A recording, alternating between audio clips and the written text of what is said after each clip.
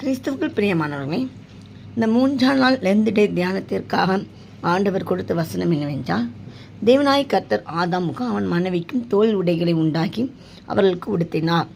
பிரியமானவர்களே, எப்பொழுது மனிதனானவன் தான் பாவம் செய்தேன் என்று உணர்ந்தானோ அப்பொழுது அவன் நான் நிர்வாணமாய் இருக்கிறேன் என்பதை உணர்ந்து கொண்டு தனக்கென்று அவன் உடைகளை ஏற்படுத்தி கொண்டான். அப்பொழுது ஆண்டவர் அதை பார்த்து அவனுக்காண்டி அவர் ஒரு உடையை ஏற்படுத்தினார். அதுதான் தோல் உடை. அந்த தோல் உடையை அவர் கொடுப்பதற்கு முன்பாக ஒரு மிருகம் அடிக்கப்பட்டது. அது மிருகத்தின் தோளிலிருந்து அவனுக்கு தோல் உடையை உடுத்தினார்.